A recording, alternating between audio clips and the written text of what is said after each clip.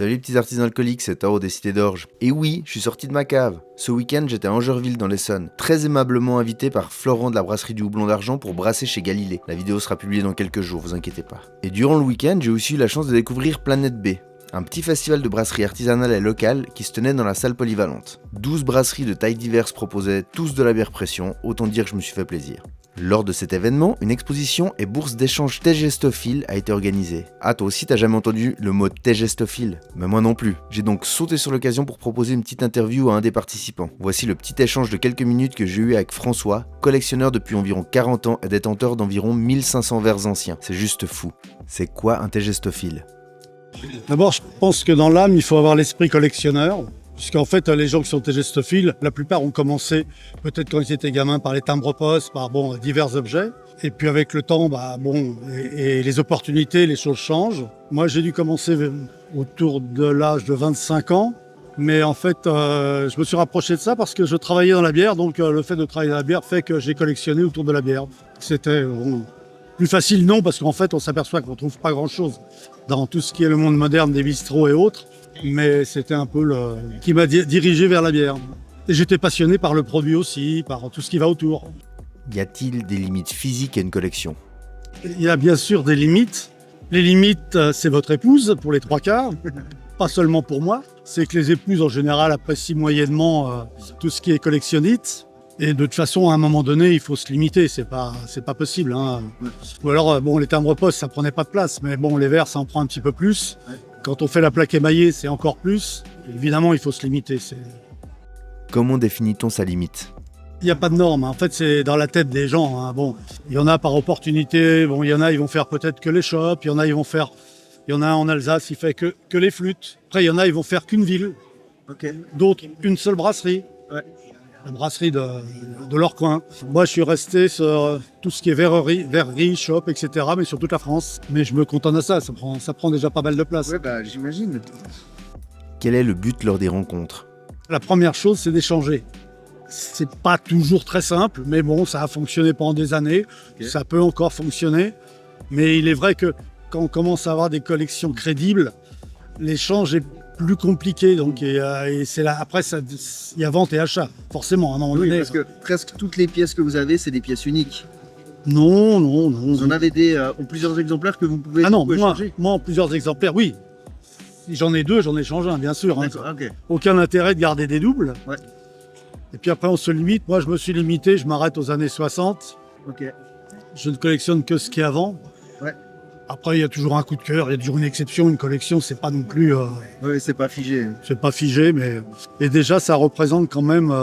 Pour moi, de répertorier que je connais, c'est que j'ai pas dans ma collection, mais je pense que en verre ancien, on parle de verre ancien, 2400, 2500 verres anciens. Moi, j'en ai environ 1500, après les autres. Mais le temps commence à être court pour les trouver. Oui, j'allais dire. La multiplication des microbrasseries est-elle un problème? Aujourd'hui, vous avez 2500 brasseries en France. Moi, j'ai connu la période où il en restait 60. Ouais. Vous imaginez bien que moi, j'y touche pas aux petites brasseries. C'est trop compliqué, là. Là, c'est beaucoup trop compliqué. Parce que j'ai vu que certains de vos collègues collectionnent les étiquettes de brasseries artisanales aussi. Et les verres, et les sous-bocs, etc. D'accord. Mais après, c'est un autre thème de collection. Ouais, bien sûr. Mais c'est ce qu'on disait. Hein. Si moi, je collectionne tous les verres, demain, j'ai 20 000 verres chez moi. Ouais. J'ai les verres de Belgique, d'Allemagne. Mais je vous garantis qu'il ne me faut pas un an pour les rentrer. Okay. Mais il n'y a pas d'intérêt particulier. On n'est pas là pour faire du stock. Hein. Ouais. Est-ce que vous faites tous partie d'une même association? Vous savez, on est en France. Hein. Ouais. Donc ça veut dire qu'il n'y a pas une association. Ah. Dès qu'il y a deux mecs qui se retrouvent ensemble, ils créent une association. Alors évidemment, il y a plusieurs associations en France. Alors que la logique, si c'était bien fait, il devrait y en avoir une. Mais Okay. C'est pas moi qui fais les règles du jeu. Hein. Mais donc du coup, cette association-là, vous faites partie, j'imagine, de l'association... Non, j'en fais pas partie. Je fais partie des invités. D'accord. Je fais partie de 3 autres associations, ce qui est déjà pas mal. Ouais. Je pense que s'ils se réunissaient, ils seraient plus puissants, ils pourraient faire beaucoup plus de choses, mais bon. Connaissez-vous tous les autres exposants? Moi, au bout de 30 ans, je les connais quasi tous, quasi. Ok. Et en plus, ce qui est dommage, c'est que dans cette folie des collectionneurs, si vous voulez, il n'y a plus de jeunes. Les jeunes ne collectionnent plus. Alors, moi, je ne vais pas vous expliquer socialement à quoi ça correspond.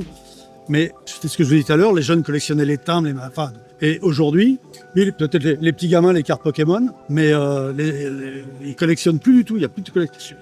Et d'ailleurs, si vous voyez l'ensemble des collectionneurs, la grande majorité a beaucoup de cheveux blancs, pas de jeunes. Ok. Personne pour reprendre. A priori, ouais. Apparemment, Ouais. très peu, très peu. Peut-être que les jeunes ont moins de place? Le collectionneur, il est un peu fou, vous savez, il trouve des solutions à tout. Et bon, même la femme désagréable, même on trouve toujours des solutions à tout. Et puis on reconcentre sa collection quand ça va plus. D'accord, ouais. On peut reconcentrer, on peut garder que les très belles pièces. Il y a toujours moyen. Non, je pense que ça correspond à quelque chose. Je vous dirai pas à quoi, j'en sais rien. Mais les jeunes ne collectionnent plus, comme les femmes collectionnent beaucoup moins que les hommes. Pourquoi? J'en sais rien. Bon, j'ai pas d'explication à tout ça. Vous êtes ici pour présenter votre passion ou collectionner? Le but, avouez, c'est quand même de trouver des objets. Voilà. On sait déjà à l'avance que quand on va venir, on fera pas de miracle, Ouais. mais on espère toujours trouver l'objet. Vous regardez chez les autres. On vit, voilà. Ok. On vit peut-être beaucoup d'espoir, c'est sûr, mais bon. Est-ce qu'il y a beaucoup de casse quand on déplace souvent sa collection? Ça peut arriver. Moi, C'est j'en le ai, sujet qui moi sort. personnellement, Ah, personnellement, ça va arriver. j'en ai cassé, moi aussi. Oh, en 40 ans, on en casse 2-3 quand Oui. même, faut pas. Mais du coup, c'est pas un risque qui prend le dessus sur l'envie de se déplacer et Non. de- Oui, parce que on déballe, on remballe, on déballe, on remballe, Ouais. c'est pas la joie. Ouais. Et moi, j'avoue que ça commence à me fatiguer. Mais non. Et puis ce qu'on amène comme ça, c'est rarement des pièces exceptionnelles. Elles sont emballées, D'accord. Elle reste dans la vitrine, dans le salon. c'est préparé. Si quelqu'un la veut, il sait qu'on l'a. Ah, d'accord, ouais. C'est organisé à l'avance. Ça se fait par téléphone, par internet, ça s'organise. Et les très belles pièces s'organisent. D'accord. Est-ce que le marché de l'échange s'est aussi développé sur Internet? Ça s'est beaucoup développé avec Internet et puis avec les sites, Le Bon Coin, eBay, Delcamp, enfin, avec tous les sites. La collection, elle est sortie des... Peut-être pour ça que les clubs ont moins leur importance qu'avant, parce que les clubs attiraient du monde. Aujourd'hui, vous ouvrez votre ordinateur et vous collectionnez. Bon, après, il faut acheter, hein, on achète. Il n'y a plus de rencontres, parce que la rencontre entre collectionneurs, c'est quand même assez fabuleux. Ouais, j'imagine, oui, bien C'est sûr. quand même beaucoup de rencontres. De gens qui ont des milieux sociaux très différents, très différents. Et ça, c'est un grand plaisir. Ouais. Parce qu'avec Internet, pas de plaisir. Merci pour ça. C'est super intéressant. Trouvez-moi un beau verre et ça ira très bien. Merci beaucoup.